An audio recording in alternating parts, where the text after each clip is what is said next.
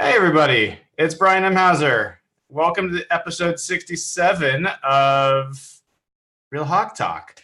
This is Brian M. Hauser at Hawk Blogger on Twitter. And we've got Jeff Simmons, who just joined, at Real Jeff Simmons on Twitter. We got a two-man crew tonight. Welcome, dude. How are you doing? I'm good. I'm good, man. I'm good. You see the shirt I'm wearing? I love it. I love it. Classic. We've got folks. Garrett in the chat is saying that this start time is killer for Eastern time, and well, believe me, I know. You know it, dude. But you're generally the one that actually wants it to be later. So there's that. Yeah, I think Evan is flying into Seattle as we speak. We're gonna be checking in with him tomorrow night, and Nathan. Unfortunately, Josh Cable Thanos is in Houston. We were hoping to have him out tomorrow night as well. Will's going to be there. Wish you could be there, dude. It would be fun to have you out in Seattle. We're going to have to figure that out sometime this year. I know. I was talking to Evan about going to Arizona, too. We're trying to make something work. That'd be cool. Yeah, I was really hoping to go. I always love going to the Arizona game, but, man, it's early this year too, isn't it? Yeah, it's really early this year, and I don't think I can make it happen. But we'll see. It's a great place to go watch a game. It's always fun, and the stadium's good, and the fans are pretty chill there. So, before we get started, we got so much to cover. We're going to do a Q&A episode, as well as cover some topics that you and I have already discussed. We got some questions already in from Twitter that are really good. Looking forward to going through. We'll hit those right at the top, and then go into some of the topics. Obviously, folks in the chat, please feel free to ask questions. When we ask for them, it'll probably be the best time to ask those questions because that's when we'll be able to monitor the chat and respond to them. And then, what I'd ask, everyone knows, but, we think we finally figured out our solution for how to do the pod without Google Hangouts, and really want to thank the folks over at Zoom who've been helping us out get started on using that software. It's a good messaging system, meeting system, but it's also working for live streaming as well. And we've got it hooked up kind of with all sorts of cool bells and whistles. It is a new expense. It's a new expense for the show. It's something we're going to have to take on an ongoing basis. And what I just ask is if folks can help us by supporting the show, if you can go over to patreon.com, patreon.com/hawkblogger, sign up as little as $5 a month. If you can do more, that's great. If you want to be a sponsor, join our sponsor crew. Easy to do that there as well, or you can join the Ring of Honor, as a patron as well. Going to do a lot of cool stuff with our patrons, but we really, really appreciate it. We've had a bunch of new patrons, probably had 30 or 40 new patrons since we've started asking folks to help us out, and really appreciate that. So if you can do that, that would be great. I'll drop the link in to the chat if anybody wants to sign up. Doing that now. And then, if you can't for whatever reason or won't do the Patreon support, a lot of easy ways to support. Like, give us a thumbs up on YouTube, subscribe to the channel, watch videos, give us a review on iTunes. That's huge. 5-star reviews, really helpful. If it's not 5 stars, tell us why. Share the show with a friend, listen to the show, watch episodes. All that stuff is super helpful. We just would appreciate it as we're trying to grow the show and donate to charity along the way. So I really appreciate everybody doing what they can to help out. And let's see. Jeff, we've got a game coming on Sunday, which is super weird. I cannot quite wrap my head around the fact that we've got three, like the majority of the preseason is still left to be played. It feels like we've been in preseason forever. I can't imagine what it's like for the players. I think I heard Shoddy say that training camp was over yesterday, and they still have 3 preseason games left. Yeah, training camp ended yesterday. It is really weird. So you're right. Yeah, I think that's why the league wants to shorten this down. 2 is probably the right number. Yeah, they got They have a lot of preseason games left. And the fourth one is hard to watch. Yeah. Yeah. And they kind of almost made the first one like the fourth one by playing so many of the young players. And I got to say, before we get into the questions, I'm like, I go back to work Monday for the first time in 2 months. And Geez. Man, that's gonna Ooh. that's gonna be brutal. But I'm looking forward to keeping the pod going, and we'll see what goes on after this game. So I'll be writing my first Real Hawk Talk. Well, actually, my first morning after column Monday morning. Feels like a real football season. Back in your return to work. Oh my Yeah, God. exactly. It's a good company. Day. Well, so let's get started. We've got some really, really good questions. I'm going to start with the questions. We got a bunch of topics. And I'm going to start with the questions that people asked on Twitter, respond to the post. And the first one comes from at Keith versus Russia, I think is his handle. And it's a really thoughtful question. His question is, I'd like for each of you guys to discuss your biggest strength in analyzing football and where you'd like to see your growth personally and how you approach football and what you need to learn more about. So you want to give that some thought? Yeah, that is a really good question. I'd say my strength, for those who don't know me that well, my background came in media. My strength when I covered football, which I did for a long time in Toronto, so I was covering the whole league, was really like roster management and roster knowledge and understanding depth charts, understanding like league, what the different teams around the league looked like. I had a really good understanding of the draft.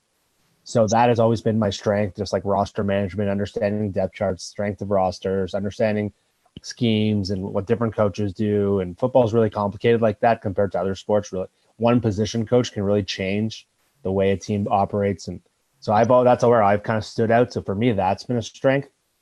For me, an area I'd like to get better is in terms of just understanding. The more I can learn about film is more interesting. I know a lot of the analytics guys. Nathan has been really.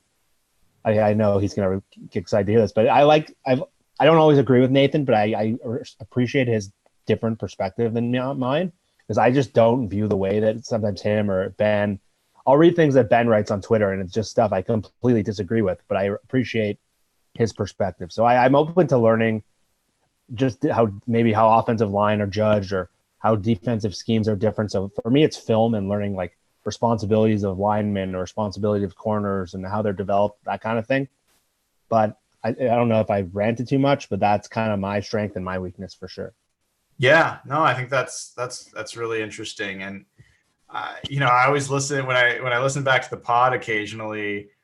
I've often struck by your insights. You speak quietly, but you carry a big stick. And a lot of the things that you say, I'm like, yeah, Jeff's, you've nailed it. So, oh, you muted. I think we just lost you somehow.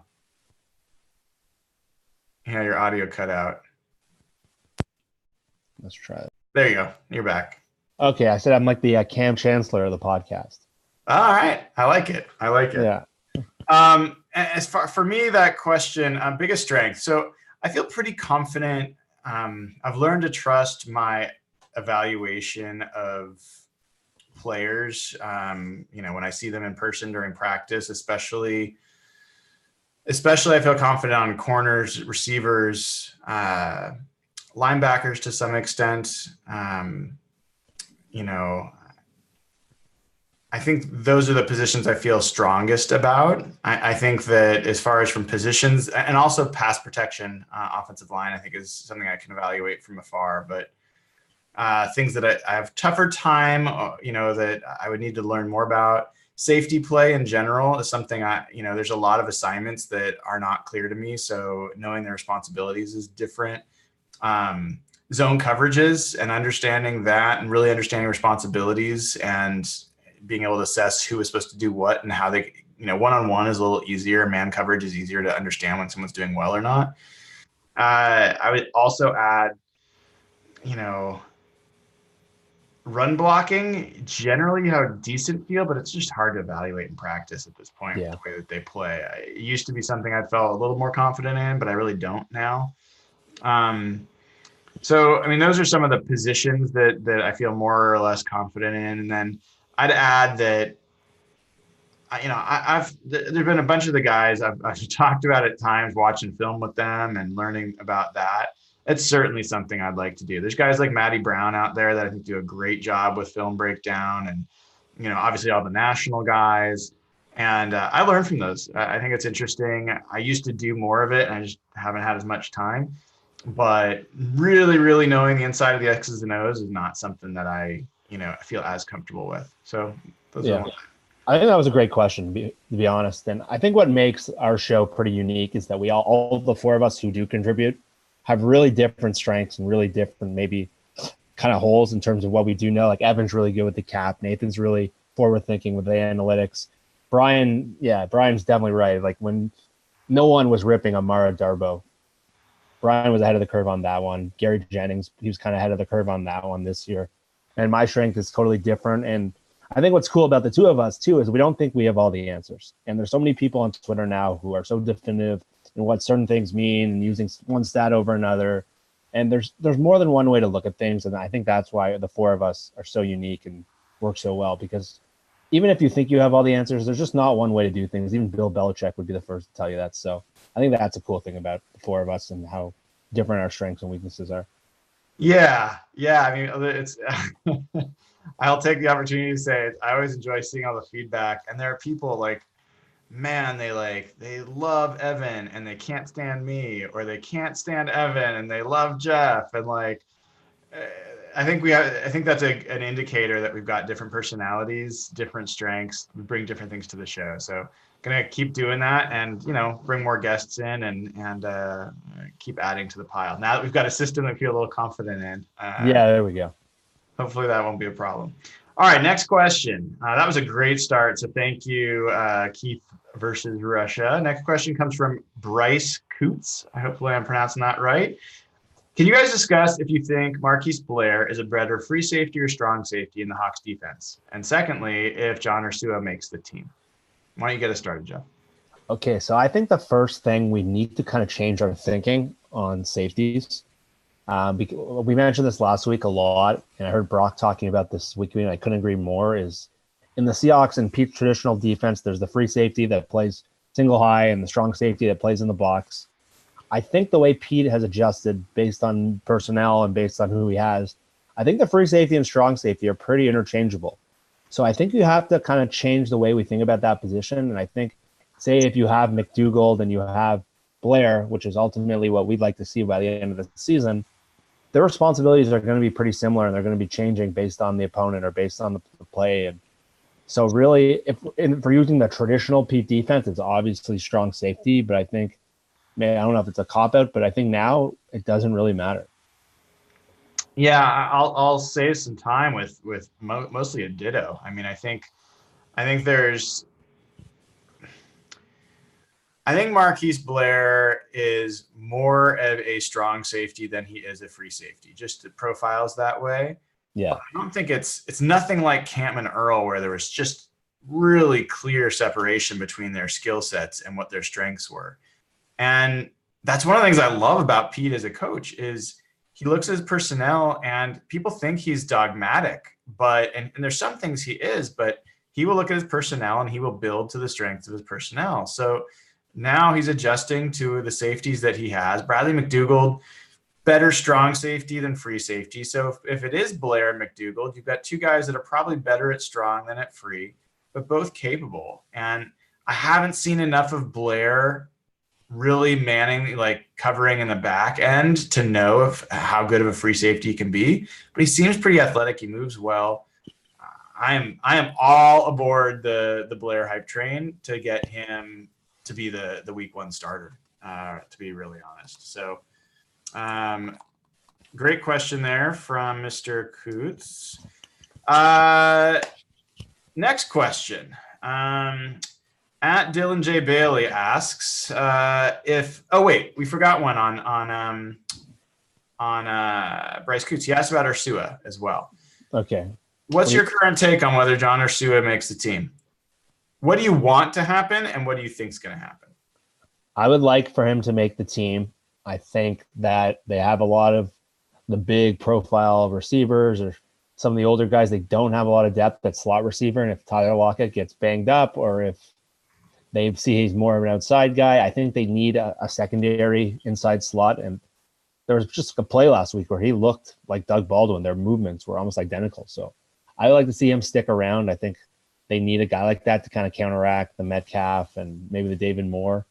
So I would like to see him on the team. Right now, I'm having trouble with numbers to get him on there if they're going 6 receivers. I saw Joe Fan, the new NBC writer, say he'd be stunned if they don't keep 6. So I'm hoping that's what I'm hoping for. I hope they keep 6 and they hope they keep him. So I'd like to see him on the team and I hope they on the team, but gut feeling right now, I still say no. It is such a tough position to project. It really is. And I mean, you can say what happens in the games is going to make a big difference, but we've seen players just ball out during preseason, during the games, and not make it at receiver. So there's a lot that goes into that position in the back end of the roster that's hard to project, and we just don't know. You just don't know. So it's interesting it comes up because I've been back and forth on this. Right now, if I were to do my roster right now, I would say John Ursua makes it. I would say that they keep 6 receivers, and I think Malik Turner would be the 6th. So that's where I am right now, but I could very well change that. And who knows? It's not like the team knows what they're going to do yet either. We sound like we're waffling all over the place day to day. The team, Gary Jennings, I mean, he had a big day the other day, and you heard it from Russell, you heard it from Schottenheimer, you heard it from multiple people that he needed to do that. So now his chances go up a lot. He's already done more than Amara Darboh ever did. And they kept Darboh. So, you got to figure out how they're going to handle that. And maybe a guy like John Ursua is someone that you could sneak onto the practice squad, and Gary Jennings is less likely. It's going to be a really tough cut for sure, no matter how they do it. All right. Continuing on with the receiver. Hazy Warhola asks, do you think Jazz Ferguson could be coached up and would be willing to play tight end? I can't say willing. I have no idea. I've never met Jazz. I've never talked to him. I don't know. But I would say right now he would probably not be willing to play tight end. I think it's obviously possible to coach him, but I think right now he's a developmental player, a receiver. He's starting to show some pretty interesting flashes, and I think someone in the league would pick him up probably before a position switch. So I'd say that's a pie in the sky thought right now. Yeah, I will say it took me multiple practices before I could tell he was not a tight end. Just he looks like one. He's wearing 87, which looks like a tight end number.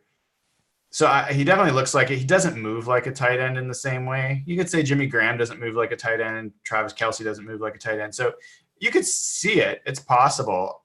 There's been no talk of it. And if they were really considering it, I think they would be giving me a look already. And the thing is, they need tight ends badly right now. So if there was a time to do it, it would have been like 2 weeks ago where they were signing like 3 guys off the street.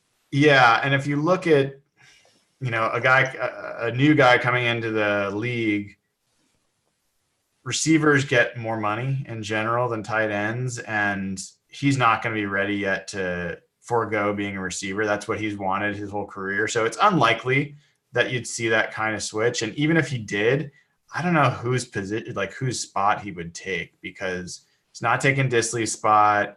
He's not going to take Jacob Hollister's spot. And then maybe you cut Vannett and Ed Dixon.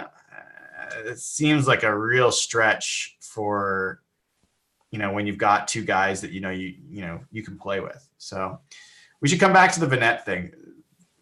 Number 1 targeted tight end on the team last year, might not make it. Currently not making it on my roster. All right, now we get to Dylan J. Bailey. Asks, if Smith is good to go, meaning if Geno Smith is good to go against Minnesota, who should start after Wilson? Geno or Paxton Lynch? I'm going to go with Paxton Lynch. I want to see if he can build on what he did last week. I think the team knows what Geno is at this point. I don't think anything he can do in the preseason can really alter their minds much. He was pretty bad last week, but he's coming off a week where he won't practice. He had knee surgery to get a cyst out. So you're not going to see him at his best regardless. I want to see I want to see Paxton play against maybe second stringers or even some of Minnesota's first stringers and see if he can transfer some of the stuff he's been showing in practice, and especially that he showed against Denver's probably third string guys, and see if that's legit. Because if you can get a guy who was a first round pick a couple years ago, the Seahawks keep every year having to find a new backup quarterback. If they can get some like long-term solution at that position, and Geno keeps talking about like how he thinks he's a starter at this point still, which is pretty crazy. And you don't have to do this Austin Davis thing every year or Brett Hundley or cutting Alex Magoo. If they can find like a long-term answer in Paxton Lynch there, I think that would be good for them. They can stop having to fill that position every year. So if they can solve that with a younger player and someone who's probably more developmental at this point, I think that's the way to go. Yeah, it seems pretty straightforward to me. They've already, I think, even mentioned it. Schottenheimer said that Lynch is going to get time against the backups as opposed to the third stringers, I guess. But yeah, so Lynch will go number 2, and I think that's the right thing. I will just say what I said before. Lynch has absolutely been the more impressive quarterback during camp. I don't think from play on the field, I don't think there's much of a doubt of that. There's a lot that goes into a quarterback that you can't just see from making plays on the field. And so I still think Geno Smith is the odds-on favorite to be the backup, but Lynch is coming on strong. And who knows? The guy was a former first-round pick. Maybe he's putting it together. Maybe this is the right system for him. They got to give it a shot. So I think he's going to be the guy. And it's a huge game for his career. Like, we're getting tired of preseason. Paxton Lynch is not. All right. Well, we already talked. There was another question about how many receivers make the final 53. I think we've already covered that. Last question I've got here that came in before the show, and then we can turn our attention. We'll pick one of our topics, and then we'll get back to some Q&A from the chat. I think it's at Cron Nickel. Serious question. Why is David Moore a lock? He's a borderline undrafted free agent player. I feel like Jazz has shown way more than Moore has. Not to mention Moore disappeared last year, and he only runs routes. The only routes he runs are comebacks and goes. What's your take on that, Jeff? I think people are a little too hard on David Moore, and I think they're basing things on Jazz is doing things against third-string players, and yeah, maybe he's got a better body type for an X receiver or what people project out of the Z. But I think Moore really showed a lot last year in the second half. I know he fizzled at the end, and his numbers in the last 7 games were pretty bad, but he really took a big step forward. David Moore was coming from a place where he was a really raw player at a very small school, and the fact that he was able to show things for the first half of the year last year, I think that's a big thing you can move forward with. And year 3 is usually a big year for receivers to jump forward. I think the team is really, really high on him internally. I might be wrong about that, but that's the sense I get. I think Russell's really comfortable with him. And I think he's a guy that you can develop. And in year 3, he's a guy who could take a big jump forward. And Jazz is a project. And I think they need players who can play now. And you have no idea that Jazz can play now. And I think Jerron Brown is a much more interesting topic than David Moore. I think David Moore is a guy who can really take a step forward this year. And I thought he showed a lot last year before the end of the season.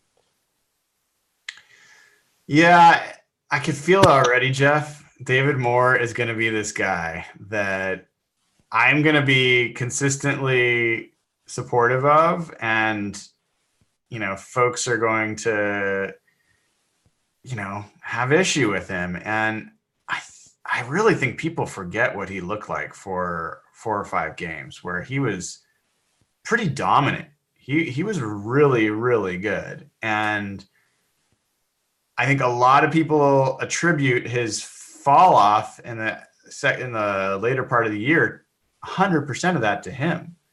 There were a lot of throws that were nowhere near catchable that went his way. There were potentially plays that weren't designed to go to him. It's not that he gets off scot-free. Of course, he could have played better toward the end of the year. There were some drops, this and that. But for a second-year player, he took a massive step forward. So I don't see why anybody would be down on him right now. I can see why they might be excited about a guy like Jazz Ferguson, and maybe that's why it's driving some of that. But this team just lost Doug Baldwin. They've got really one receiver who's proven himself. Jerron Brown has not proven himself. He's been, a third receiver for Arizona and done fine, but he hasn't proven he can be much more than that. So they got Tyler Lockett, and that's it. So then you're not going to then say, let's take Tyler Lockett, Jerron Brown, and then everybody else really has never played in the league. They're just not going to do that. So we lost you again. Your mic, I think, came out. Okay. Am I here good? Yeah, you're good. Then they'd have Metcalf, Jennings, or Sua, or Ferguson. That's 4 rookies you're talking about. So can't do it.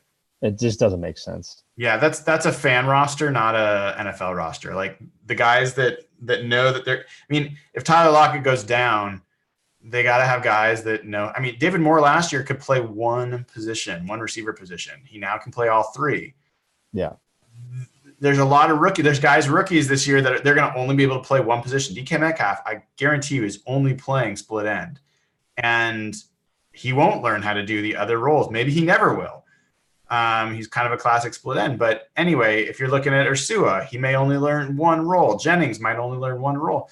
So it really limits what you can do if a player goes down. And Tyler Lockett's far from, invincible out there. Yeah. All right, let's switch over for a second and talk about one of our topics here. It's related to this. I don't know if you've had a chance to think about it at all. I've been kind of going through it. But when you look at the Seahawks, I think I read somewhere that ESPN's top teams they ranked the NFL teams talent under 25 years old, and they had the Seahawks like dead last, something like that. Really? And yeah, I'll have to double check, but they got a couple of good drafts in a row. I do. I think they have. And so one of the things I wanted to ask and talk about a little bit is first and second year talent. So rookies in this class coming in and guys that were drafted last year. Thinking about those 2 draft class, are there 5 guys that jump out for you that you think could have a breakout year this season? Yeah, I think so. Last year, one of the keys to the Seahawks season, everyone talks about Russell and the offensive line change, is they did have guys jump forward and have breakout years. Jaron Reed became a double-digit sack guy. Chris Carson was, by almost every measure, a top 5 running back last year. Bradley McDougald became a Pro Bowl level player. Frank Clark was a guy you didn't know how he would do without Michael Bennett. He became a double-digit sack guy and got $20 million a year. So looking at this year, they're going to need guys like that again. So the guys I'm thinking of, we'll start with Trey Flowers. I think he could take a big step forward. Obviously, the fear is that he takes a similar thing as what happened with Shaq last year and plays at what he determined as a D-F level. But I heard a thing the other day. I think Kurt Menefee mentioned it during the broadcast or on radio that Flowers called Peanut Tillman in the offseason and was working with him on forcing fumbles and the famous punch move. And apparently Tillman was really impressed with Flowers and his proactiveness and how strong he is and his coverage skills. And by all indications, he's had a pretty good camp. So I think he would be one of my obvious picks. Another one for me is Rashad Penny. I know he hit a really rough rookie year. He dealt with injuries. He looked slow. He had weight issues, but I think he's going to really step forward. I know he's not going to be like a dominant player. I still think Carson's the clear number 1, but I think Penny is an obvious fit as the guy who jumps forward this year. I think he can handle a lot of the snaps Mike Davis got last year. I think he's got some bursts and he can be a nice complement to Carson, which really does add a big piece to their running game. So I think Penny, I think Flowers. Let me think of another one. Jacob Martin would be my third one. Yeah. Jacob Martin's pressure stats were really, really good last year in a limited sample. I think based on opportunity, based on the fact that they have such limited depth at defensive end, he's going to get a lot of time to play this year. And I think he's looked good. He looks like a player that can flash, and more playing time will help him. So those would be my three that jump to mind. Yeah, I think if I'm going, I'll try to go from 5 to 1. I don't know if I'll be able to do this live, but number 5 for me would be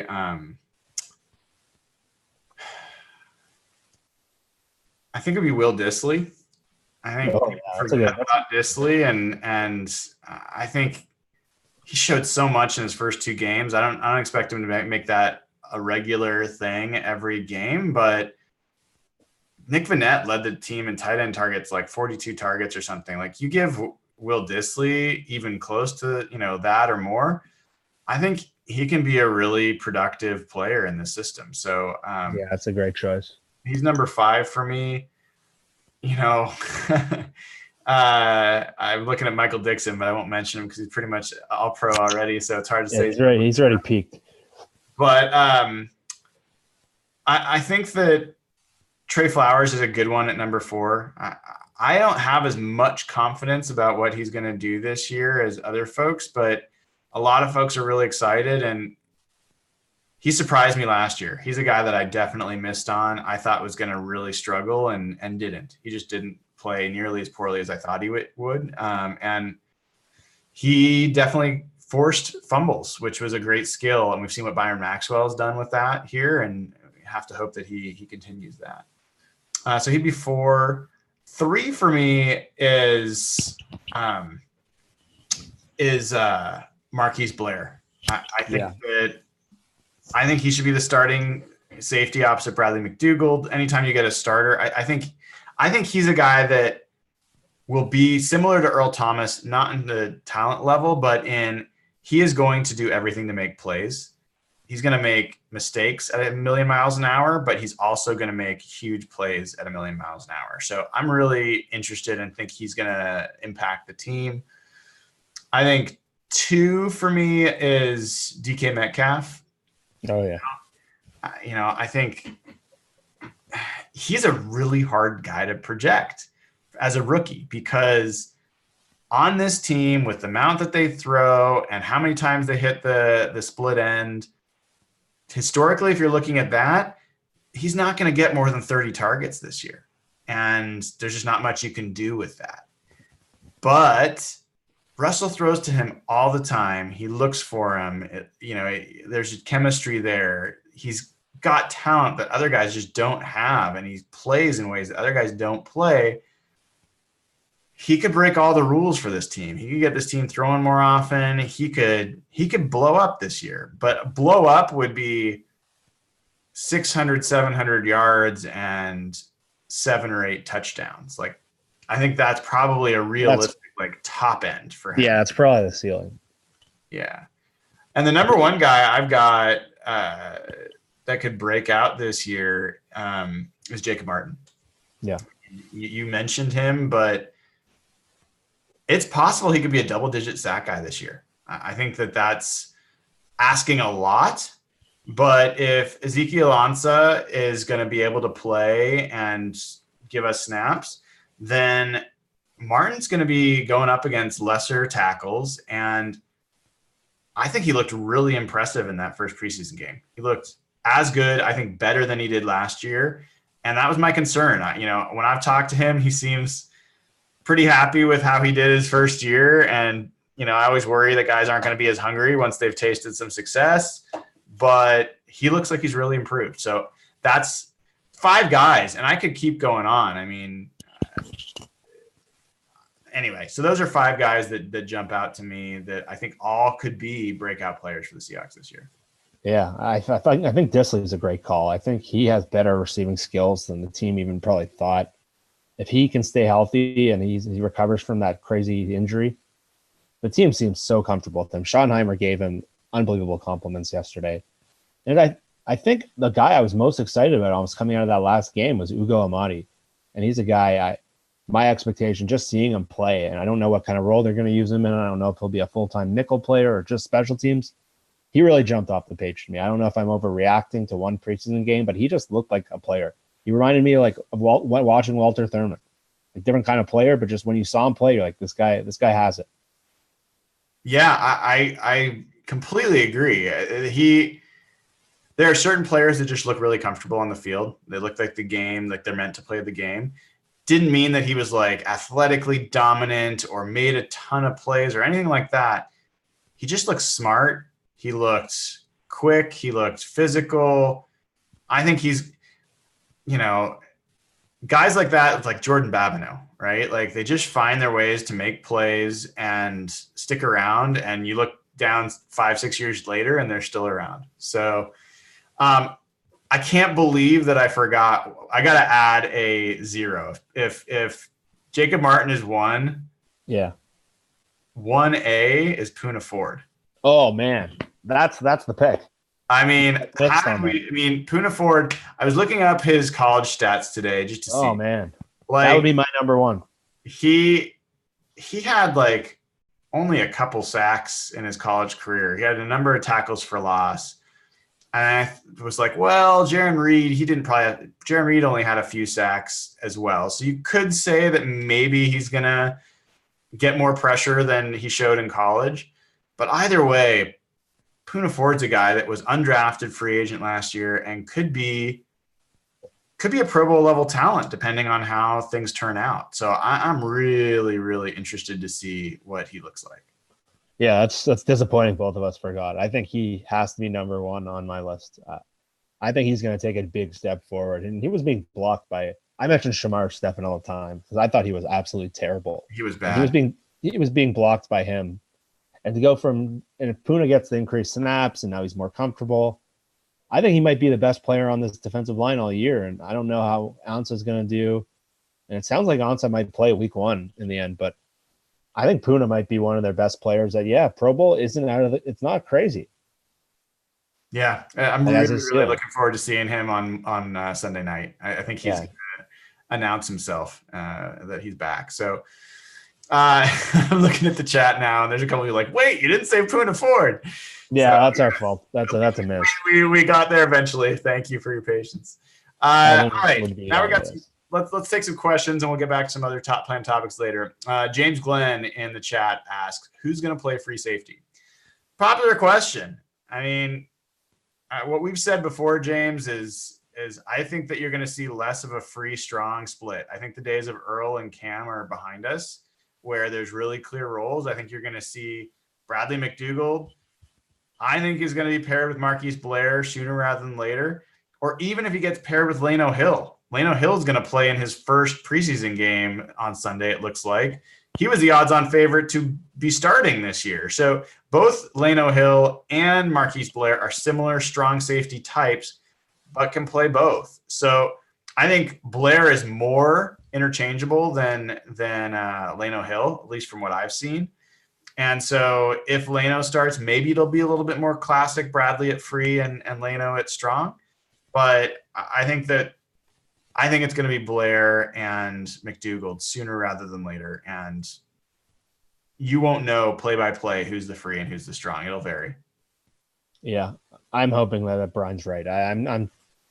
I just don't see anything from Tedrick Thompson. I know we mentioned that David Moore might be like the public enemy this year.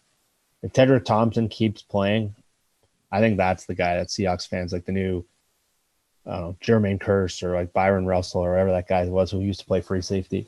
Brian Russell, maybe. Brian Russell. Yeah. People hated him. But yeah, I just hope the Tedrick thing, they move on from it. He's fine as a backup.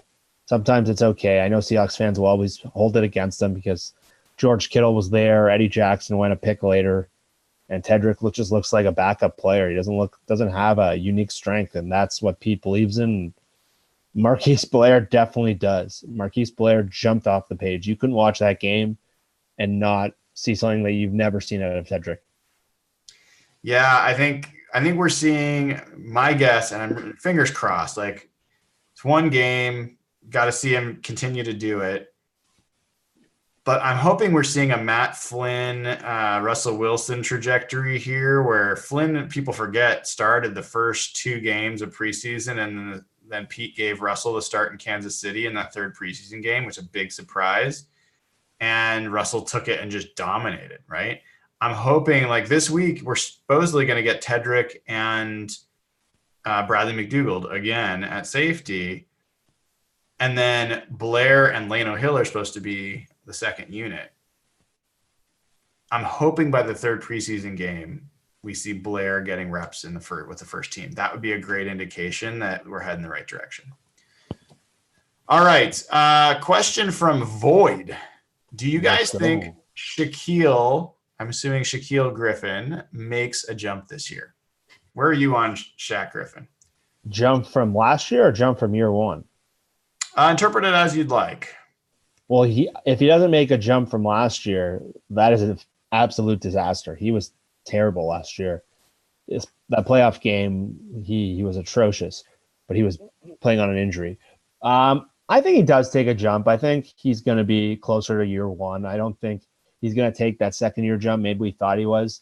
I still don't know if he's good enough with the ball in the air and good enough at turning his head around and making plays. That was something we almost took for granted with how good Richard Sherman was. And it's hard watching him play for another team because they really need a guy like that and a playmaker in the secondary. So I think Shaq will return somewhere close to his first year where he's a pretty solid player. He's in position, but he still lacks that playmaking dominant form that we kind of hope we can get out of that left corner spot. So I think Shaq will have a solid year, but I don't know if he's going to be like a Pro Bowl caliber level player. Jeff, do you by any chance know off the top of your head who the number one rated Pro Football Focus defensive player for the Seahawks was in week one of preseason? Week one of preseason. This last game. Calitro? It's a good guess. It was Akeem King. Wow. And I think he got like an 86 grade, something like that. And there have been some reports of Akeem King getting some rotational snaps with the number one defense above Shaq Griffin. That could be one of the big stories if there's real competition starting to emerge there. I will tell you, Shaquille Griffin profiles more to me as a nickel corner than Akeem King does. So it would be interesting if they ended up flopping a little bit, although I still think Amadi is pushing for snaps there as well. But in any event, I think Shaq Griffin looks better than he did last year. I think he's going to be okay. I thought he was on the path to potentially being a Pro Bowl level corner. I'm kind of off that for now. He's got to show me that he can make plays on the ball. Right now, all I've seen is he's a guy that can keep people from getting behind him. That's not enough. So yeah, it's a big year for him. I would say to Void, who asked the question, I think he's going to make a jump from last year. I would bet 52% chance that he'll be better than he was year one. So I think it's more likely that he'll be better, but I don't know how much better. All right. If he makes the Pro Bowl, Evan's going to get a Shaq Griffin tattoo on his face. Oh, God. He promised. Yeah, well, we might as well make the promises for him because you know it's going to happen. You won't follow it anyway. Chris Henderson asks, do you guys think Upati will start week one? Yeah. Go ahead. Assuming he's healthy 100%. I think he's the kind of guy, he knows the system. He was with them all OTAs and minicamp. He's played under Solari in San Francisco. Assuming he's healthy, which is a big assumption. He's had bad injury problems the last 2 years. I think that's 100% lock, especially if Phil Haynes is hurt still. He hasn't really practiced at all in camp. And I do not want to see Ethan Posick go against Geno Atkins. That matchup scares the crap out of me. Yeah. So I will say that there are a couple Real Hawk Talk audience members who have said that they saw in practice the other day Upati on the side field trying to do some running and in real pain and getting carted off the field. This was not reported by any reporters. I have not seen any reports of it since, but the reporters are not watching that side field all the time. So it's possible that this is true. I can't confirm it, but I will say it's a rumor. And I think it's from reputable people that two different people said that they saw it.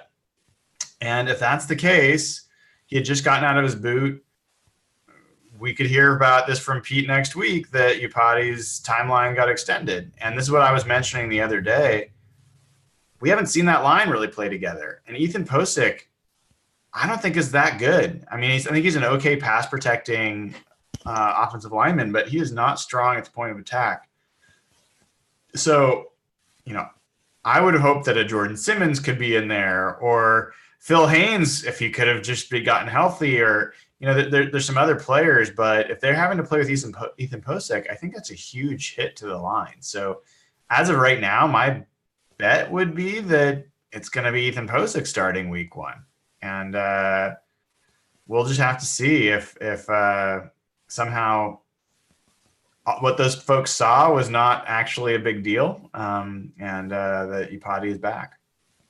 How is Jordan Simmons doing? There hasn't been much talk of him at all. He had been doing fine, but then he got injured. Yeah, he played really well last year. He did, but he's just been hurt his whole career. Yeah. So I don't think you can count on him. Posick is the Tedrick Thompson of offensive linemen. I think that's a fair way to describe it. All right, we've got a question from Jeremy Damon.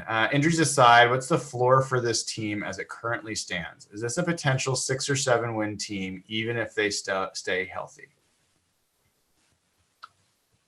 I'd say the floor is 7 wins. I think that assuming a lot of things go wrong. I think anytime you have a quarterback like Russell Wilson that gets you to the 7 or 8 win mark automatically.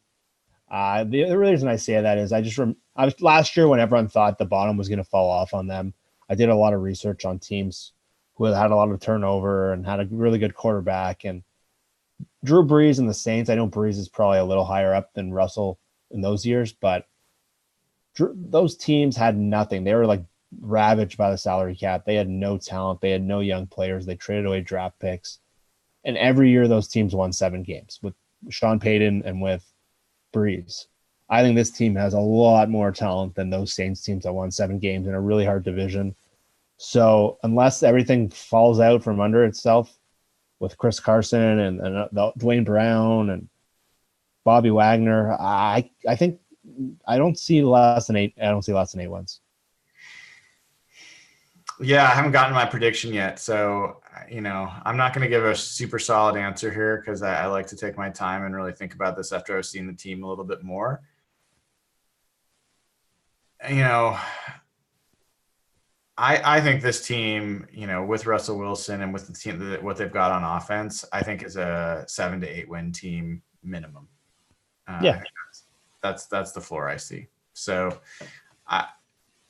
I think they could be more. I think that I could be talked into more than that, but they've got a tough division. They've got some tough games to play in the schedule. So I think 7 or 8 wins seems reasonable as a floor. That is not a prediction. That is just the worst it could possibly be. That's the worst case scenario. All right. Let me flip over to Twitter for a second because there's some questions there. Clayton Smith, NFL, says, hello, Jeff. And hello, Clayton. Who starts week 1 on the defensive line? Oof. I'll go first. I'll name a couple. Maybe you name a couple. I'm going to say Ezekiel Ansah is the Leo. Okay. And I'm going to say Poona Ford. I'll take the easy ones. And then who are your other 2? Who's your 5 technique and who's next to Poona? I think Quinton Jefferson is going to play next to Poona.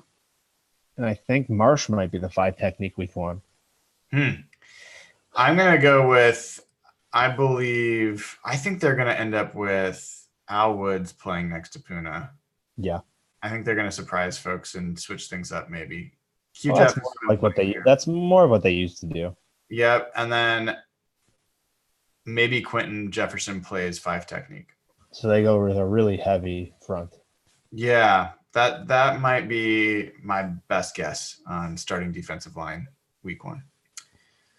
All right. Not good. Let's see. Other questions, thoughts? Okay, we got a question here. Where did it go? The question was thoughts on LJ Collier.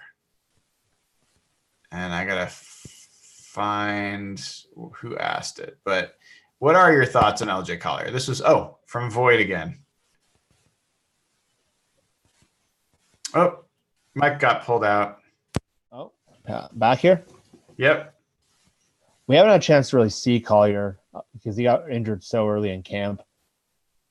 I had heard pretty good things that he was doing pretty well, and he was actually, some of his skills were pretty transferable right away. And he was going to be more of like a power rusher. And from the sounds of it, I know when Rappaport was at Seahawks camp, Ian Rappaport from the NFL Network, he had like a kind of off-brush comment that Collier's injury was not nearly as bad as everyone thought, and he's probably going to be back for early part of the year. When the way Pete talked, it sounded like he might miss the entire season. So since then, apparently the boots already come off, and the injury, in fact, turns out that it seems like it's going to be a lot less severe than we thought. So Collier might get back into the mix a lot sooner than last time we talked, when it sounded like they might have IR'd him, or he might have missed like 12 games. Yeah, I certainly had hoped that LJ Collier was going to, either him or Rasheem Green would emerge and win like the 5-tech role. And there's just no way that's going to happen, at least for Collier at this point. And the hope is that he's practicing close to the season and he can start to be available and on the active roster and contribute. But I have nothing to say about what I think of Collier because I didn't get to see him, and I'll have to have eyes on him before I can give you an educated opinion on it. I'm not going to just guess. Exactly. Chris asks, do you guys think our pass blocking will improve, or will Russ get sacked 50 times again? Now, Chris, let me tell you, that question is flawed.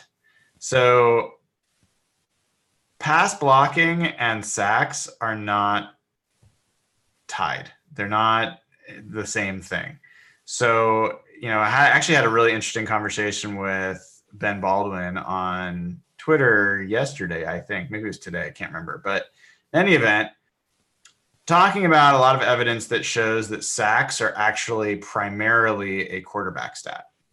And that if quarterbacks go from team to team or even scheme to scheme, sacks are one of the few stats that tend to stay constant across that for players.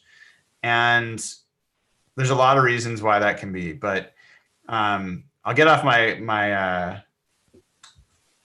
soapbox here, but I'll just say, I think the best way that they're going to get the sack number down is for Russ to get more confident in this offense, to get rid of the ball better, to have more confidence in his receivers, and to, have an offensive line that does give him better protection. It's not obviously all on Russ. It definitely isn't. We've seen 0-second sacks, so there's not much he can do there. But even in those situations, if he had identified where the blitz was coming and could adjust protections, he could be putting himself in better position. So I think that number is going to go down. I'm going to be bullish and say it's going to be in the high 30s. That would be a big improvement. Yeah, I think with Russell, we talk about all of Russell's great strengths all the time. And one of the things Russell does is he holds on to the ball too long. And for all the great things, it's something that's consistent in his game. And that's something, obviously, that number I think is always going to be high. I think if you can get down to the high 30s, I think that's a big jump up, because for all the great plays Russell makes, there are a lot of times where I find myself, and I know other people do find myself frustrated with that. And you watch a guy like Breeze or guys who just go through the pocket and gun the ball out so quickly. That's just not Russell's game consistently. And he's going to take sacks. And I think that's just part of him. And then when you combine that last year with, they had Sweezy and Affetti who can get bull rushed off the line or whiff. So those are those quick ones. I think somewhere in the 40s is realistic. Yeah, I think that's fair. Brent McKinney asks, does Travis Homer play on Sunday? I'm going to say no. It sounds like he's not ready to practice yet. And it's unfortunate because no one's really jumping up at that third running back job, because CJ Prosise is not playing again, and McKissick is banged up, and I don't know if Bo Scarborough is the guy or some guy they signed off the street. So I say no. I don't think he's ready. I think the third game is probably the best target for him. Yeah, people will be thrilled to know that my next 53-man roster will not have CJ Prosise on it. I think the one thing that he could not afford to do was to miss more time with an injury, and he has. He's now missed too much time, and I think he's going to miss 2 games, and it would be really foolhardy for the Seahawks to spend a roster spot on that. So, yeah, I think that Travis Homer doesn't look like he's going to play either. I think he's in a better position than CJ Prosise, given that he's got roster control, contract control for 4 years, and is a special teams player as well. Prosise is not. So I think Homer's in pretty good shape. I wouldn't worry too much about him making the roster. It's more of a question about, I think I want to know when J.D. McKissick's going to get back out there. And I'm just really curious how they're going to run that role. There's been some talk of, Chris Carson might get some third down snaps. We've heard Pete and Schottenheimer talk about that. I really, really like when they have McKissick or a Prosise or someone who's a true receiver as a running back in there. I think that's a big opportunity that they missed a lot of last year with a guy like Mike Davis, who really was just a backup running back. They're talking a lot about Carson's targets and catches this year. So hopefully they don't overcompensate, which they've tend to do done in the past, but he's a really interesting player to watch and how they use him, and his role seems to be different. So that's going to be a lot of fun because he does have pretty good hands. All right. And I want to say thank you to Jerry's Camo. Gave us a little donation in the super chat. Really appreciate that, dude. You're the man. All right. Let's see. Me and Brian keep agreeing on everything. Come on, let's find one where we don't agree on. We're kind of like we're pretty chill that way, though. I know. I want to at least get one question where we're on the opposite. All right. Let's see. Roberto Kosic, hopefully I pronounced that right, says, who do you think will win the nickel cornerback job?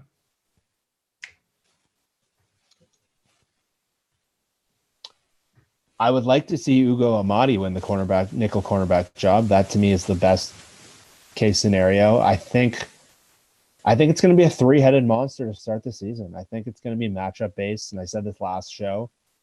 I think that they're going to play matchup. I think against bigger slots, and you saw what they did in that Kansas City game. I think Akeem King, who Brian said earlier, is not a traditional nickel guy. His game doesn't really fit that role, and I think he plays against bigger slot. I think the small, quicker Cole Beasley, Julian Edelman, guys like that, I think Amadi's a good fit for them. And then somewhere in the middle, I think that's where someone like Kalen Reed might play. So I think it's going to be a matchup-based system, and I think they're going to play a lot of nickel defense with just different looks all year. The cop-out, but that's honestly how I think they handle it. Yeah, I at this point, I'm going to have to assume it's going to be Akeem King. I've been pretty clear that's not the guy that I'm super fond of for this, but I really like Akeem King, and I understand why they want to get him on the field. So I think he's the best guess. Kalen Reed supposedly is going to start there this week. So we'll see how he plays, and there's been some good I have not seen, honestly, I just have not seen Kalen Reed coverage, so I can't comment much on him, but he's playing well enough to be getting this opportunity. So big opportunity for him. I'm an Amadi guy. I want to see him on the field. I think he and Blair, like those two guys as rookies playing together, would get me really excited for the future of the team. We got 2 more donations. Cyrene, thank you for your donation, as well as Colin. Colin, dude. Always for Colin. Man. All right. We're going to switch back to the topic, and then we'll get back to questions in a second. All right. We tend to be very optimistic guys, Jeff. Although a lot of folks complain that I'm super pessimistic. I don't know exactly where, but I will tell you how I feel regardless of whether it's positive or negative. The question I wanted to ask, though, is I think you and I get excited about guys that can take steps forward. Are there guys that you think are going to take a step backward this year? on the Seahawks?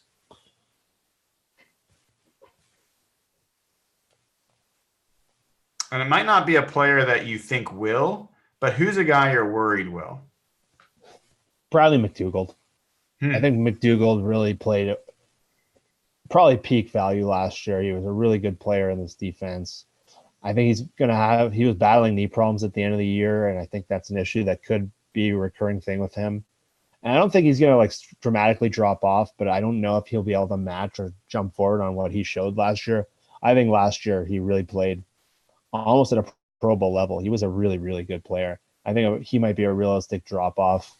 But really, there's not a lot of guys who I think Jaron Reed would be the other one. Jaron Reed's the obvious one to me. He played way over his head last year. Not in a crazy amount, just I think he'll play well when he returns, but double-digit sacks, that having Frank Clark beside him, I don't see him return to that level. But and really, Tyler Lockett's a tricky one because he's going to be moved around a lot more. He's in a new role, but he had the most efficient season in NFL history. He was the most perfect passer rating. I think he'll have a good year, but I don't think it's possible to have a year like that again. So those would be my three guys, and I still think Lockett, McDougald, and Reed will be pretty decent. But the Seahawks don't have a lot of aging players. They have a lot of young players that have their trajectories pointing up. So that's a cool thing about their team. A couple of years ago, they were going the other way, and I know Chris Ballard, who's considered to be one of the best GMs in the NFL, when he wrote an article for Monday Morning Quarterback or NBC, pointed out how well Schneider's kind of flipped the roster over, and now you're starting to see it on defensively. Last year we talked about how shitty they were all year, and all of a sudden they are guys who are they're interesting. Like they have a lot of interesting young players, and a couple of years ago we talked about those drafts from 2013 to 2017 for so long, and they're pointing up. Yeah, I think you hit on a lot of the good ones, so I won't spend too much time covering. I think Bradley McDougald's a guy that I think had his career year last year. I didn't think he had that in him. I didn't think he had a Pro Bowl level in him, so he showed me for sure that he's got more than I would have expected. I just don't know. I mean, he's still battling a little bit of injury. That's a guy I worry about a little bit. The guy that really jumps to mind for me is Shaquille Griffin. I'm just worried that he's gonna. I'm not predicting it, but that's a guy that could have a step back year. Could have a year where someone else takes his job. It's definitely possible. So those are two of the guys that jump out. I will name a third guy for Evan, which is our kicker, Mr. Myers. He had a Pro Bowl year last year.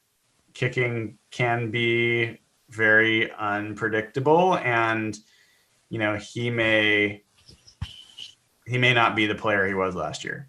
Evidence is that he looks all right, although he was very much on the right side of that upright in the game. But yeah, those are guys that stuck out to me. I think another one like Fluker's an interesting one. Yeah, what would a step back for Fluker be though? Maybe more consistent with his career. I think his pass pro numbers were pretty good last year, which was kind of an outlier. He was considered to be just a dominant run player and not great pass blocking. And he was pretty good pass blocking. When he wasn't playing, like there was a big drop off. I don't know. I'm reaching here. Yeah, no, it's true. It's true. I think, I look at Fluker and Upati and I just kind of assume that they're going to be injured. So, that's the part I'm kind of, trying to figure out how much we're going to get out of them. I think when they're in the lineup, I think the Seahawks are a better team, but there's a real concern that, they'll get to an important part of the season and those guys won't be available and they'll have not nearly as talented or as experienced players trying to play those roles. So Jordan Simmons did well last year in that situation, but we have not seen as much from, we don't know anything about Phil Haynes at this point. He was starting during OTAs when there were guys out. he's been injured himself. So I'm expecting he's going to be PUP. It seems very likely that he'll be PUP just to save a roster spot. And that means he's going to be not available for 6 weeks. So, okay. And thank you to Kyle Gibson for your donation. Appreciate it. This is great, guys. Really appreciate it. All right. Let's see who else has questions. Sam Dog, the infamous, says, "Don't skip my questions about Jazz Ferguson." There's a lot of questions coming in, so I don't know what his question is. We don't respond to Twitter terrorists. Yeah. So, I mean, I'm going to assume what the question is. I don't have Jazz Ferguson making the roster. I think there is single-digit % chances that Jazz Ferguson makes the roster. I think guys that have a better chance to make the roster include Gary Jennings, John Ursua, Malik Turner, definitely Jerron Brown, David Moore, Tyler Lockett, and DK Metcalf. And I think there's a case to be made that Keenan Reynolds even has a better chance of making the roster because he plays special teams and can play multiple receiver positions. He can even be an emergency quarterback. He played that in college. So I just don't see it. And it's not because I'm down on Jazz or anything like that. When you're a big split end and you've got literally 3 very capable players ahead of you at the split end position on the roster, are they going to keep a 4th who's never going to be on the active roster? I don't think they will. I don't think it matters how well he plays during the preseason. I think the only thing that matters about how well he plays is whether they can get him on the practice squad. And people think there's no way you can get a guy in a practice squad. There's a lot. Every team has some receiver that fans are falling in love with right now that their teams are going to try to sign to the practice squad. So I don't think it's out of the question that a guy like Ursua or Ferguson could make it. And I think Ursua is even potentially a bigger risk because there was a lot of teams that wanted to sign him. That's why the Seahawks traded a 6th-round pick next year to be able to draft him in the 7th round this year. Yeah, and just one thing. We get excited by the preseason games, but your eyes tend to deceive you, and you got to remember the level of competition some of these guys are going up against. Like 3rd stringers on Denver, it's a lot different than the guys Ferguson would play in if he was making this 53-man roster. So, I know in spring training and baseball, executives used to always tell us, be very careful what you see in spring training. I saw Daniel Jeremiah tweeted out the same thing last week. Preseason lies. Casey Williams is a perfect example. Everyone banged their head for years that the Seahawks blew it. And they did blow it by keeping Darbo, but Casey Williams has had no NFL career. We overreact to what we see in preseason, and that's the fun part. I'm very excited by a lot of things I saw last week, but we just got to be careful of things we see, especially when it comes in the 4th quarter of preseason games. All right. Well, we're going to take a couple more questions, but last kind of topic I wanted to roll around with you, Jeff. Yeah. So a lot of these questions around the receiver groups come down to how many chances they're going to get to even catch the ball. And, I tweeted out the other day what the Seahawks target distribution was last year. And I'm going to dig that up and be able to read it off to people. So in case they missed it, it'll help with this conversation. But I want to try to talk to you a little bit about, what's the way that you'd want targets distributed this year if you could just do it. And probably you could do it by percentages, but really just kind of off the cuff. And we're not going to be exact with numbers here, but let's talk about the targets for last year. So I want to start with, we're going to go position group by position group. And if it helps you, if you want to just do it all together, that's fine. But I'm going to kind of break it down by group. So last year by position, wide receiver, number 1 targeted player was Doug Baldwin with 73. Number 2 was Tyler Lockett with 70. Number 3 was David Moore with 53. Number 4 with Brandon Marshall with 23. Number 5 was Jaron Brown with 19. And number 6 was Malik Turner with 3. So the way I kind of interpret that is Baldwin 1, Lockett 2. Moore took over for Marshall. So Moore and Marshall are essentially the same. They're one player. So the third, so you had 73, 70, and then essentially another 73 with those two players together. And then your fourth most targeted player was drops all the way down to 19 for 4 and 3 for 5. So talk to me about how you'd like to see pass targets distributed among the wide receivers this year. How would you like to look? What's ideal? How many is that in terms of just percentage wise or in terms of total numbers? Yeah, I mean, you could do it either way. I'm probably going to do it. If you want, I can take a step. Yeah, you kick it off. Yeah, so I mean, I think the way I'd like to see it, I'm expecting Tyler Lockett to get over 100 targets this year. I think he could get 110 or so. In 2015, Doug Baldwin got 104. I think he was getting about 100 for a number of years when he was healthy and kind of their number one receiver. So I think that's safe. So I think 100, 110 for Lockett, I think is realistic. I think he's going to be their top targeted player. And then I think you're going to see probably around, so in 2015, it went 104 for Baldwin, then it went 68 for Lockett and 68 for Curse. And then it went all the way down to 8 for Chris Matthews. So they really had 3 receivers. I see them doing 100 for Lockett, maybe 70 for Moore. I think Moore is going to be the second most targeted. Yeah. I think you're going to get maybe 40 to 50 for Brown. And then I think you're going to get 30 for DK Metcalf. So somewhere around there. And then, you'll drop down and a Malik Turner or Sua or whoever makes the roster behind him will get 5 to 10 targets. I mean, and we're spending so much time on this 5th receiver spot. We're spending time on the 6th receiver spot. And they want 50 targets for Carson.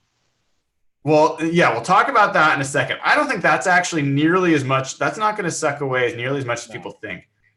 Mike Davis got 42 targets last year at running back. So I think Carson's just going to eat up a lot of those. Okay. We'll get to that in a minute. I would like to see my guess would have been Lockett somewhere around 90 targets. I think that's where I would have him based on the numbers. I'd like to see more and more or less the same kind of number, somewhere around 60. I think that's a good number for him, 60 to 70, somewhere in that range. I would like to see Metcalf be the 3rd highest target. I would like to see him somewhere between 40 and 50. So I'd probably flip Metcalf and Brown where you had them. I'd like Brown closer to the 25 to 30 range. I know the team loves talking about him, but he's probably in the last year in his deal. I would rather see those targets going to Metcalf. I think 35 to 50 would be ideal for him. Hopefully on the high side of that, hopefully 50. And then maybe 19 to 20 for Jaron Brown. I think Jaron Brown's fine as a 4th receiver. Guy who can play in a pinch as a 3rd receiver. He's decent in the red zone, but I don't want to see him getting 50 targets. I think that's way too many for just a replacement level player. And then, whatever's left goes to Jennings or Sua. 10 targets, maybe 12 targets. But so maybe for going from yours, you had 110. I have 90 for Lockett, a little more for Metcalf, and a lot less for Jaron Brown. Yeah, I mean, Jaron Brown catch rate for his career is 54.9%. I mean, it's horrible. Yeah, he's just a guy. That's what I think. I mean, I've at least come to terms with the fact that he's going to make this roster. It's really hard for me to swallow because I do. Does he play special teams at all? No.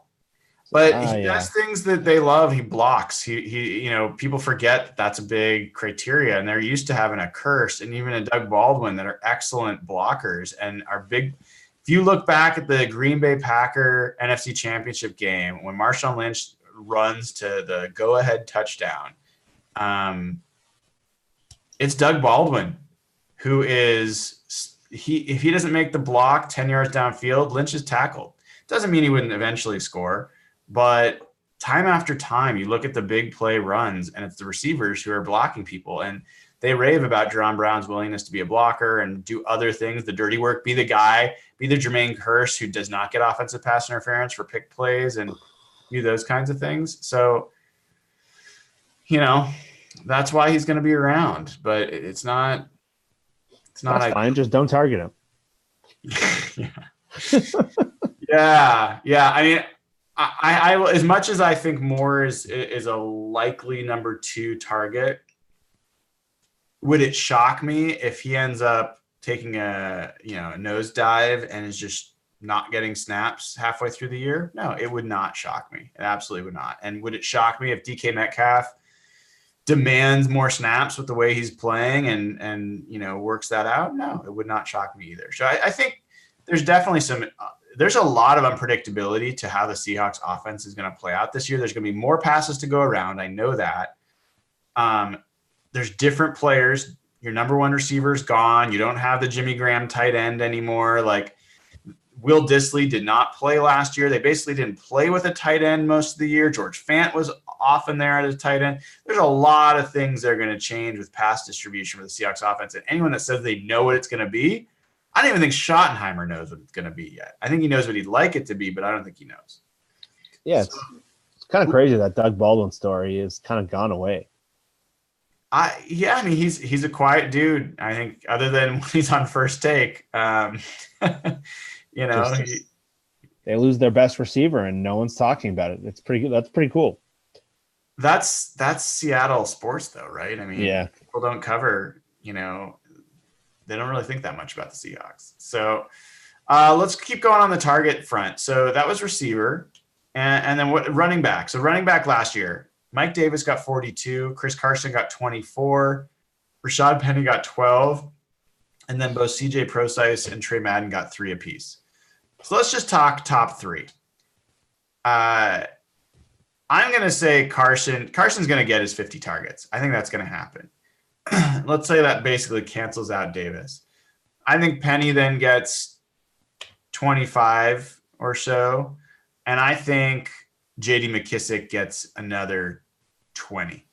So overall, that has the running back position getting, maybe a 10% bump in total targets. Where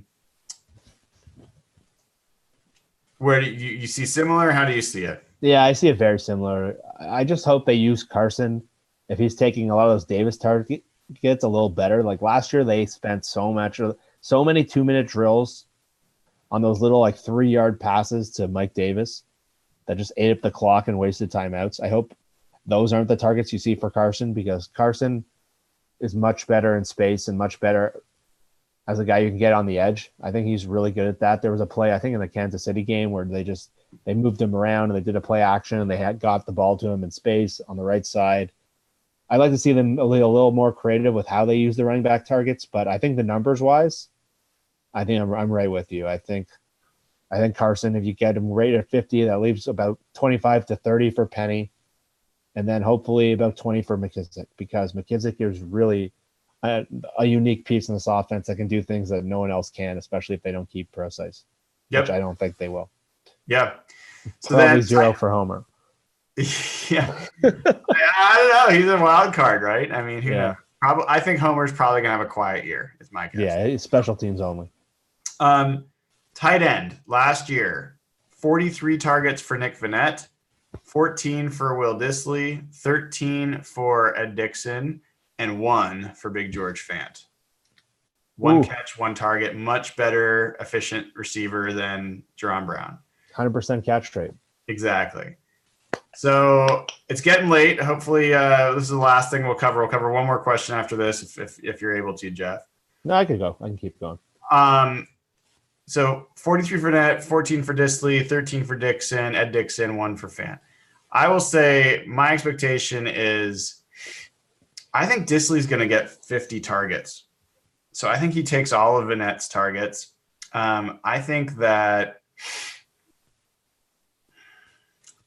Jacob Hollister is going to get another 25 targets, which is a pretty big jump over the next biggest, which was 14 for Disley last year. I think Hollister is going to be a meaningful. I think he's going to be a lot like Ryan Hannum. Oh wow! Remember him back in 2005? Yes. He's going to be a folk hero. The guy is going to be a big part of the offense, very dependable. He's going to make a lot of big plays at big times. And then I think after that, I think it's going to go down into single digits. I mean, maybe Ed Dickson, if he makes the team, 10 targets or so. But I think Fant might get 5 targets this year, something like that. It might happen. Yeah. But I think Disley, assuming he stays healthy, is going to be a big part of the offense. And I think Hollister is going to be a bigger part than people realize. Yeah, because if you look at Disley, those targets only came in more or less 4 games, and he got injured pretty early in that 4th game. So if you just force that average over the course of the season, you prorate that's almost 50 targets right there. And Disley, if he's healthy and he's the guy they want to feature in that role, especially with Dixon injured and Vanette being extremely mediocre and at best, and Hollister banged up a little bit, I think 40 to 50 targets for Disley is about right.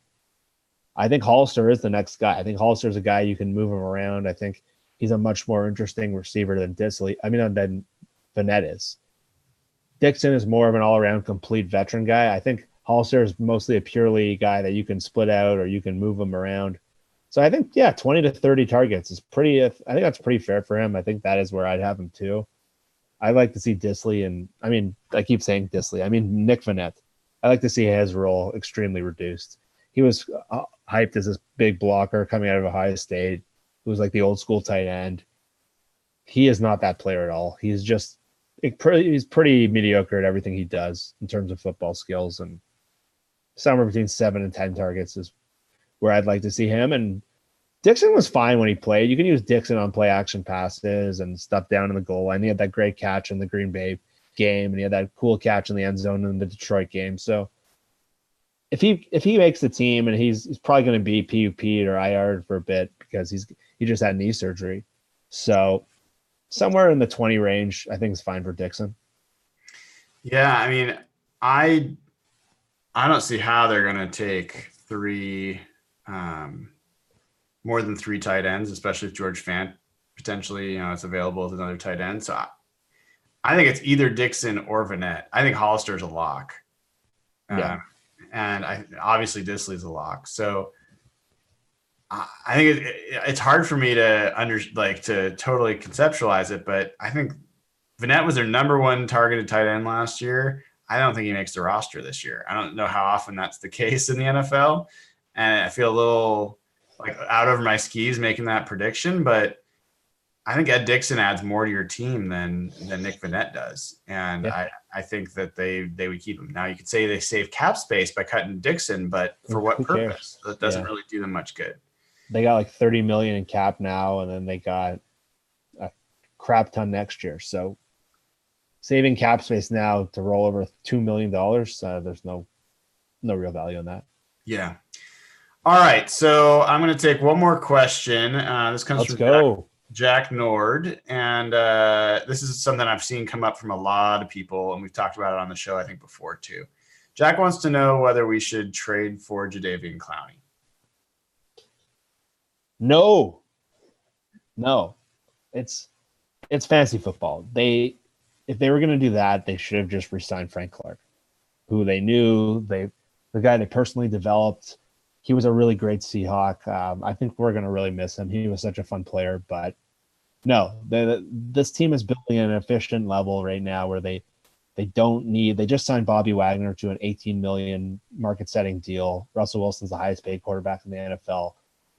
To sign Clowney and then trade for him would not only mess up their cap, which they've done such a good job in clearing, and it's probably been John Schneider's best work of the offseason, just what they've done with their cap and how they've set themselves up.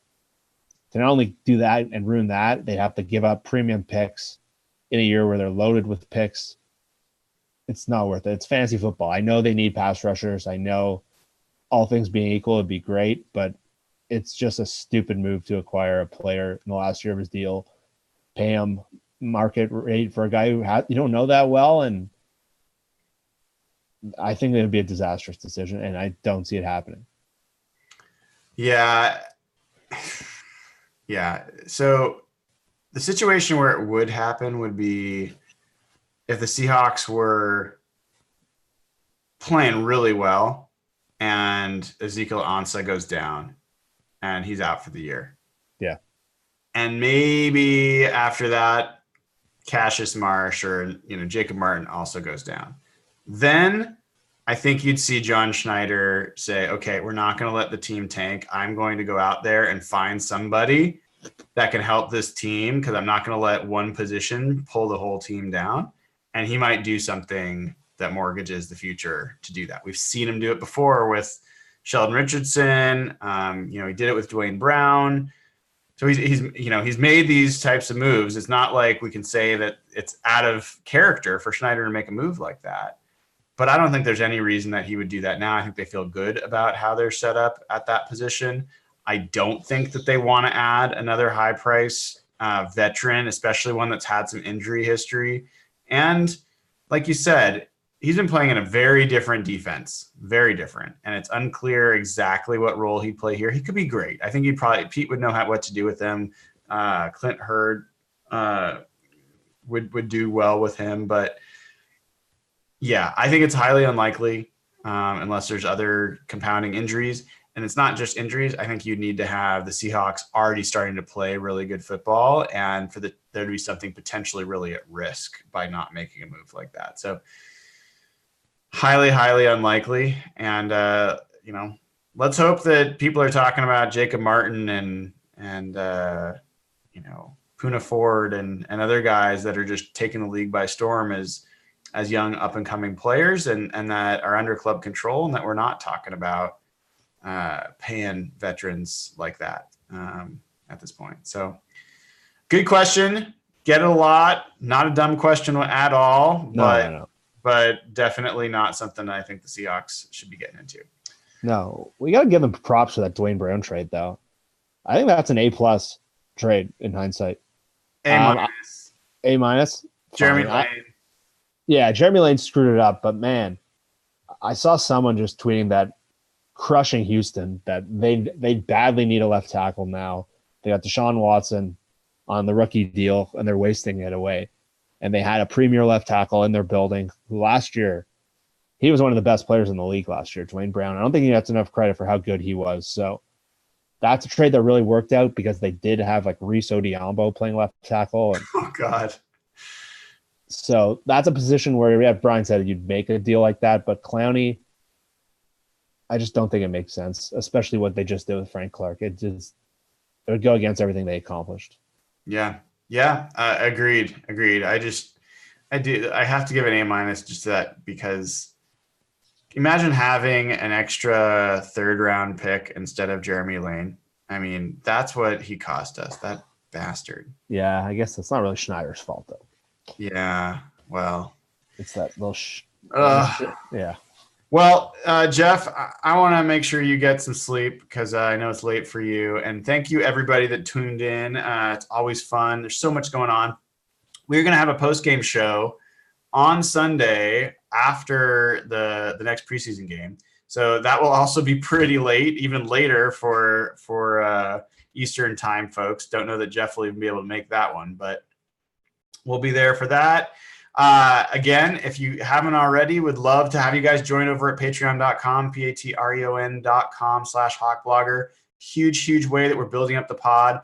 We're also we've got Cable Thanos. We've got Will from Rain City Series. There's stuff that, they've got jobs, but if we can raise enough money, there's some really cool things that they can do, bring new content, Seahawks content to Twitter, to the team, to the channel.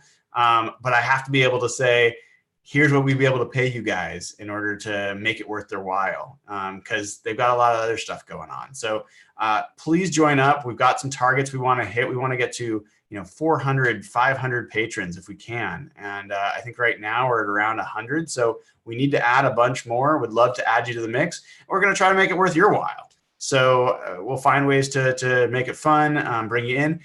We might even be able to bring folks onto these pods as to ask questions live and join and talk with the team. So there's other things we'll look at doing. But patreon.com/hawkblogger, please join up. We'd really love it. Appreciate your support. If you know someone that should be a sponsor of the show, you work for a business, you have a friend, you want to do a just goof on Evan and have Evan have to read a spot where he talks about how great something is that he hates. You could pay to be a sponsor and make him do that. I will make sure that happens. If you want to pay and have Nathan talk about how important the running game is, I will see if I can make that happen. So there's lots of things we can do and the way to make it fun for you guys. Love to have you sign up.